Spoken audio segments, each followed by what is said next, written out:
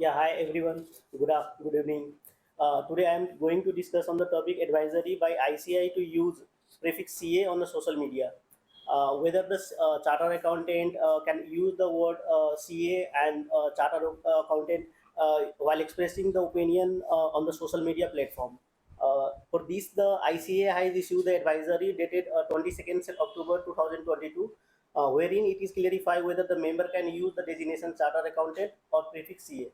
ये कई लास्ट 2022 में एक एडवाइजरी इश्यू किया था, क्योंकि वो कई बार प्रोटेस्ट हुआ तो बागी हुआ, तो सीए स्टूडेंट भी कमेंट कर रहे थे कि सोशल मीडिया पे कई चीज़ें के जो चीज़ पे कमेंट नहीं करना चाहिए था.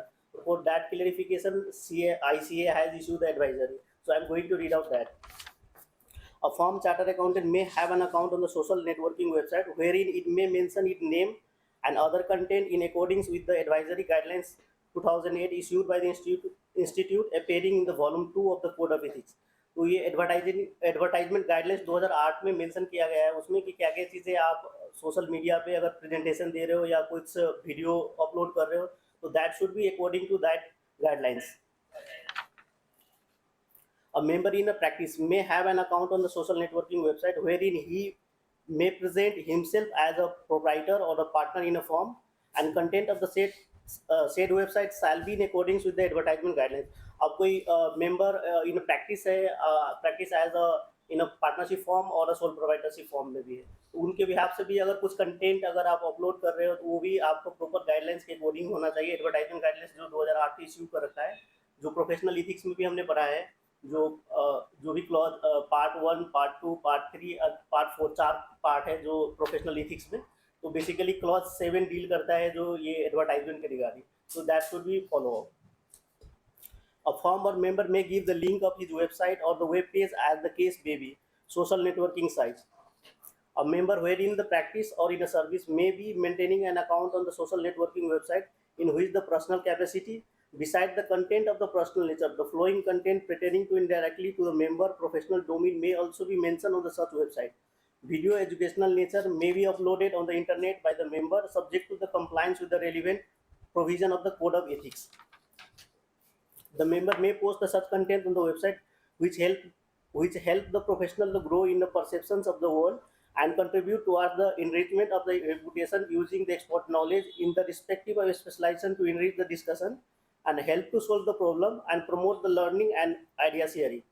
तो बेसिकली अगर प्रोफेशनल ग्रोथ के लिए है उस केस में आप प्रीफिक्स सीए यूज करके आप कंटेंट वीडियो डाल सकते हो. वो सारी चीज़ करने के लिए प्रोहिबिटेड नहीं है, but only in the case of other than professional के केस में अगर आप कहीं पे कमेंट कर रहे हो सोशल नेटवर्किंग में, कहीं पे प्रोटेस्ट हुआ, सपोज अभी गुड़गांव में कोई प्रोटेस्ट हुआ था, तो अगर ऐसे केस में अगर सोशल मीडिया पे अगर आप कोई कमेंट कर रहे हो जो कि नेगेटिव पिक्चर प्रोफेशनल के वहाँ पे शो हो रहा है, तो उस केस में in a capacity of CA आप कमेंट नहीं कर सकते हो. That is only provided. But other things के लिए आप सीए वर्ड यूज कर सकते हो social media and other platform पे. That's all. पत्थर मारने हैं तो फिर सीए नहीं लगा सकते. नहीं लगा सकते, नहीं लगा सकते. तब सीए नहीं बोल सकते कि सीए है. ये सर बाकी सब जगह लगा सकते हैं. बाकी ये सर सोशल मीडिया पे अगर कोई लेक्चर एजुकेशन बाकी चीज़ के लिए अगर हम कर रहे हैं तो उस केस में अपना चार्टर्ड अकाउंटेंट से प्रीफिक्स यूज कर सकते हैं. बट कमेंट कहीं पे नेगेटिविटी कमेंट है वहाँ पे आप अपना प्रोफेशनल की डिग्निटी के लिए नहीं कर सकते. So negative comment can be has two aspects. For one party it will be a negative, the other it will be a positive comment. ये सर. So negative comment किसको कहेंगे? सर उसके लिए कोई एक्सट्रीमली क्लियरिटी नहीं दिया है इसमें कि ये हो गया गवर्नमेंट के लिए नेगेटिव है तो नेगेटिव है, मतलब बात ये है. ये सर हाँ, मतलब गवर्नमेंट के लिए से अगर नेगेटिव है तो फिर आप मत सीए यूज करो. That is what they are saying. बाकी वैसे आप सीए यूज कर सकते हो. ये सर. वो 2008 वाली जो गाइडलाइंस दे रहे हो वो क्या है? सर उसमें जैसे कि जो कंटेंट के लिए इसमें गाइडलाइंस प्रॉपर दे रखे हैं कि क्या क्या चीज़ें अगर आप कंटेंट में होना चाहिए, जैसे कि ये advertisement through the right of media में है तो उसके लिए क्या कंटेंट है वो सारा चीज़ 15 पॉइंट में मेंशन किया हुआ है. और ऐसे फॉर्म के लिए भी मेंशन किया है, फॉर्म की वेबसाइट क्या होना चाहिए, वेबसाइट में क्या क्या चीज़ चीजें बताओ ना, जब भी बतानी है या वो दो ही समझ में आए. हाँ नहीं अगर वो भी डिस्कस कर सकते हैं लेकिन ये लंबा है तो. इसको एक काम करना, आप इसको थोड़ा सा समराइज कर देना, then we can discuss. Yes. ठीक है. इसको आप पढ़ के समराइज करके and then you can tell us the gist of it कि भाई क्या किस चीज में कहाँ पे कैसे यूज कर सकते हैं।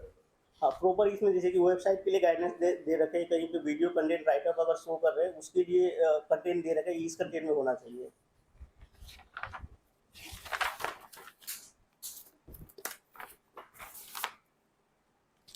Now second topic is penalty imposed on the company for not furnishing the place, time, number and mode of meeting in the board of director report.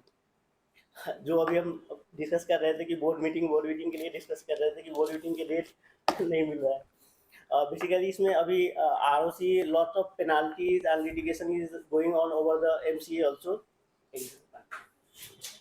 Penalty on the company for not furnishing the time, place, mode of the meetings in the board report of the board of director report. इस case के लिए ना basically I have a recent case of 9th August 2023. ये recent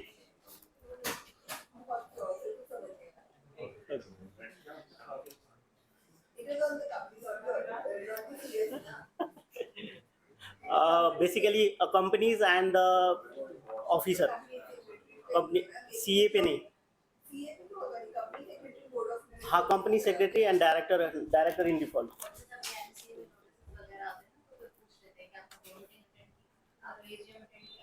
नहीं basically I was surprise, basically मैंने अभी इसके लिए अभी थोड़ा सा वर्कआउट किया था 1-2 दिन पहले, तो बेसिकली मुझे भी आइडिया नहीं था कि इतने पेनाल्टी इम्पोज हो रहे हैं एक्चुअल में। अभी तक आई थिंक यहाँ पे मोस्टली आई थिंक केस देखे होंगे लिंक्डइन पे या कहीं पे देखे होंगे कि एक आध पेनाल्टी के केस आ रहे हैं, बट आई हैव MCA के साइट पे जाएंगे वहाँ पे पेनाल्टीज के डेली पेनाल्टीज क्या आता है, तो मैंने 9th August के निकाला है, more than 100 of penalties impose by the MCA, 100 of board meetings and AGM minutes नहीं है सेक्रेटरियल रिकॉर्ड उसके लिए, तो उसमें से मैंने 4-5 केस निकाला है कंपनीज का कि क्या किन केसेस के कारण से पेनाल्टी इम्पोज हो रहा है, क्या चीज़ प्रॉब्लम हो। Just I am going to explain. एक रिसेंट ये 9th August 2023 के केस है, Blue Ship health care private limited. Basically इस केस में क्या होता है कि company have conducted 2 board meeting in the financial year 2021। 2 board meeting held किया था। उस बोर्ड मीटिंग के क्या हुआ कि इन्होंने जो आपका बोर्ड ड्राफ्ट मिनट्स होता है circulate with in the 15 days में करना होता है as per the secretarial standard, तो 15 दिन में बोर्ड मीटिंग के मिनट सर्कुलेट करना था। इस केस में इन्होंने 15 दिन के में ना करके डिले हो गया, 13 डेज डिले हुआ है एक केस में, सेकेंड केस में 25 डेज डिले हुआ है। तो फॉर द उस केस के लिए इनके पास नोटिस आया था, तो नोटिस में basically company also agree that was the default, because the director report में मेंशन होता है कि बोर्ड मीटिंग के डेट कौन सी डेट पे बोर्ड मीटिंग हुआ है। तो वो इनके पास नोटिस आया था इंस्पेक्शन के लिए, तो उन नोटिस के इंस्पेक्ट के रिप्लाई भी किया था, उनके पास सारे रिकॉर्ड था, तो मिनट्स भी बाकी चीज़ मांगे उसके केस में। तो उसके according company agrees that there was a default कि सर्कुलेट नहीं हुआ। फर्दर एक डिफॉल्ट और इसने क्या किया, इसमें क्या हुआ था, company has late enter the minutes in the minutes books.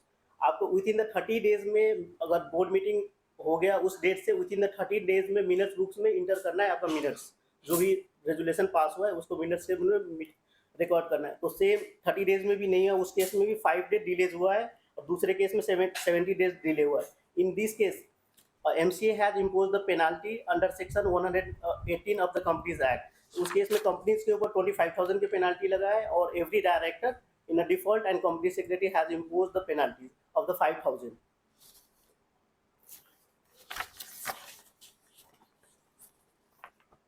और second case of the same company blue Ship health care private limited. इस केस में ये हुआ था कि इनका 15th AGM 28 सितंबर 2021 के AGM था। उस केस में शॉर्टर नोटिस पे इन्होंने AGM किया था। AGM करने के बाद इन्होंने whenever we are doing the AGM we need to circulate the AGM notice, financial statement, audit report. तो इस केस में इन्होंने नोटिस तो सर्कुलेट किया था बट फाइनेंशियल स्टेटमेंट के सर्कुलेट किया था, उसका रिकॉर्ड नहीं था इनके पास। बेसिकली ईमेल से या बाय पोस्ट बाय हैंड कैसे आपने डिलीवर किया उसका रिकॉर्ड होना चाहिए कि कैसे सर्कुलेट किया था, जो चीज़ सर्कुलेट नहीं हुआ था। तो फिर इन this case also MCA has impose the penalties on the company and it default in officer in default under section 136 136 के केस के लिए इसमें भी पेनाल्टी इम्पोज हुआ है कंपनी के ऊपर। That the penalty raise 25,000 for the company and 5,000 each director in default.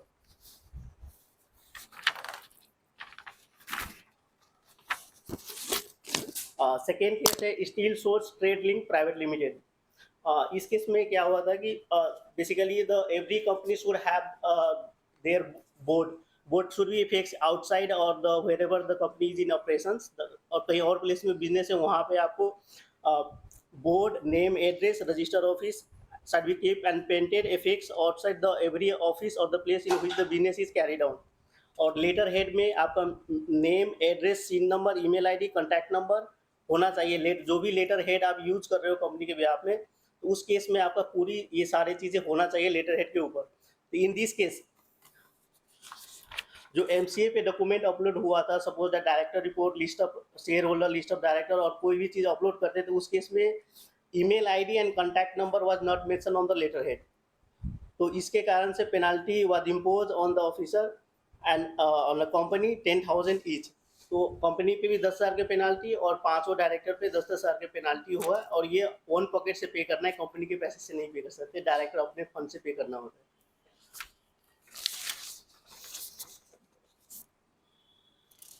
और third case is a land welfare company limited. इस केस में ये हुआ था कि minutes books was not serially numbered. जो मिनट्स बुक्स जो बना रखे थे वो सीरियली नंबर नहीं था, तो इंस्पेक्शन में वो डिफिशियंसी के कारण से that was the default, and in this case also the penalty was impose under section 118 of the companies act. ये 4 केसेस में, ऐसे तो more than I think 100 of the cases I have seen of the 9th August 2023, but ये 4 cases मैंने pick out किया था वहाँ से। इसके अंदर 4 केसेस का अगर हम ये करें कि रिक्वायरमेंट क्या है, रजिस्टर्ड ऑफिस की क्या रिक्वायरमेंट है, यस सर। लेटरेट वगैरह की क्या रिक्वायरमेंट है, और ये बोर्ड मीटिंग्स की क्या रिक्वायरमेंट है, अगर एज पर लॉ वो रिक्वायरमेंट्स निकाल लें एंड एक बार एक ब्लॉग बना के सर्कुलेट कर दें सबको, so that we make sure that every company को हम एडवाइस करें यस सर। कि they should make sure that comply with all this registered office requirement. Letterheads में अपना चेक कर लें जितनी भी मेल और लेटरेट्स हैं उसमें ये सब चीज़ें ज़्यादा मेंशन है कि नहीं है। एंड थर्ड थिंग इज कि बोर्ड मीटिंग होती है, बोर्ड मीटिंग्स की ये सारे रिक्वायरमेंट उसके अंदर मेंशन करें। ये सर बोर्ड मीटिंग के तो मेनली सेक्रेटरियल रिकॉर्ड के ऑलमोस्ट हमारे क्लाइंट में कई में हमने अभी सुधार भी किए थे, तो मिनट्स और वो सेक्रेटरियल रिकॉर्ड रेडी भी करवाए थे कई केसेस में। अभी मोर आई थिंक कई केसेस में मोर देन 50% केसेस में है नहीं वो चीज़ें, तो वो चीज़ें अब पहले लग रहा था कि ये चीज़ चलो चल जाता है, ऐसे ही चलता आ रहा है, लेकिन बट आई थिंक इतना पेनाल्टीज देखने के बाद ये रिसेंटली केस है 9 अगस्त 2023 का, और फाइनेंशियल ईयर 21-22 के लिए, तो I think we should have इसमें थोड़ा सा सीरियस होके सारी चीज़ करना पड़ेगा। तो बहुत सीरियस होके कर रहा हूँ, आप लोग सीरियस कर रहे हैं। अब बेसिकली अब इसमें जैसे कि बोर्ड कई बार होते हैं कि अभी जो यूजुअल प्रैक्टिसेस जो ऑफिसेस में कई जगह फॉलो करते हैं, हम अभी फॉलो कर रहे हैं कि स्मॉल कंपनी होते हैं, उस केस में क्या करते हैं 4 बोर्ड मीटिंग हम डाल देते हैं, बोर्ड मीटिंग डाल के उसका रेजुलेशन की कॉपी नहीं होते, तो उस केस में हमें प्रॉब्लम क्रिएट होगा फ्यूचर में। तो फॉर आई थिंक ऑनवर्ड जो ऑडिट हम कर रहे हैं, तो डायरेक्टर रिपोर्ट में अगर हम 4 मिनिमम जो मीटिंग दिखा रहे हैं, तो उसका प्रॉपर हमारे पास रेजुलेशन होना चाहिए। उसके मिनट्स होने चाहिए ना, Minutes and resolution, yes, signed, yeah, right. Check करने चाहिए before putting it in the report. Yes sir. तो उसको रिपोर्ट में डालने से पहले सारे सबके सेक्रेटरी रिकॉर्ड कंप्लीट कराया करो ना। उसमें प्रॉब्लम ये है कि तो क्लाइंट को सीरियसनेस इसकी पता नहीं है, वो ज़्यादा सीरियसली इस चीज़ को लेता है, हालांकि मेजर क्लाइंट में हमने कर रखा है उनके आरओसी रिपोर्ट मेंटेन है। सेकंड क्या है, जो स्मॉल कंपनीज हैं उसमें हमें ये प्रॉब्लमेटिक क्लाइंट को ऐसा लगता है कि हम आरओसी फाइलिंग कर रहे हैं तो आरओसी रिपोर्टिंग नहीं मेंटेन कर रहे हैं, यस, उसमें भी इशू है। नहीं वो उनको एडवाइस कर देते हैं ना, तो वही मैं कह रहा हूँ कि काम करें, हम रिक्वायरमेंट्स को निकाल लेते हैं, रिक्वायरमेंट्स निकाल के जैसे आपने इसको थोड़ा सा स्टडी किया है, यस सर। तो ये जो रेलेवेंट सेक्शंस हैं जो 118 जो भी 118, 136 सेक्रेटरी, यस। आप सेक्शंस के हिसाब से जो रिक्वायरमेंट्स हैं यस सर। उनको आप लिस्ट डाउन कर लो, ओके। सेक्शन में है तो उनको हाईलाइट कर लो, हाईलाइट करके ले आओ मेरे पास, एंड देन एक इनका ब्लॉग बना के एक सबको सर्कुलेट कर देते हैं, and then we'll try and impress upon the client that MC has become very active and they are imposing penalties, so make sure that you are compliant with this. मेरे हिसाब से प्रॉब्लम 3-4 केसेस ज़्यादा इसमें financial use problem है, तब जाके थोड़ा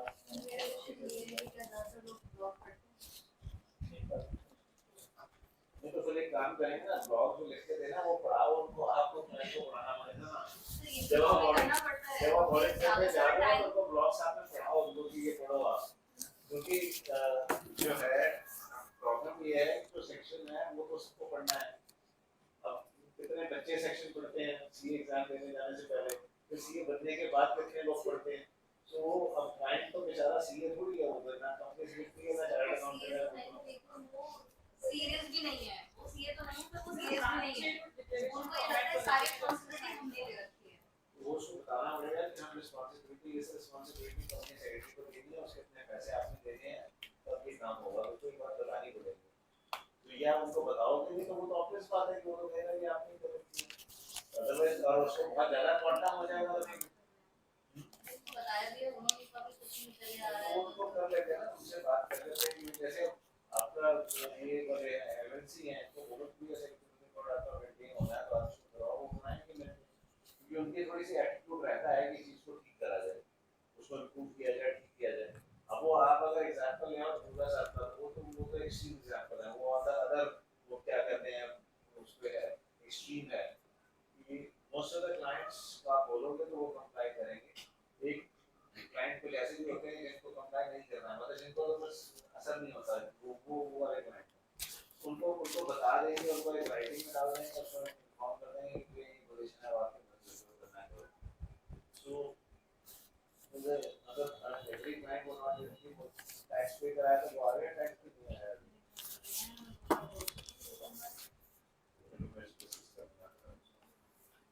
तो आप ये फिर आपकी रिस्पांसिबिलिटी आप नोट कर लो, इसका जो है वो ब्लॉक लाके मेरे से आप बनवा लेना। सर ये नोटेड कर रखा है मैंने, कंप्लीट पीपीटी कंप्लीट नहीं। से कल परसों हाँ, मैं कर लेता हूँ। फ्राइडे को मेरे साथ बैठ कर ना मैं इसके बनवा done sir, okay that's all.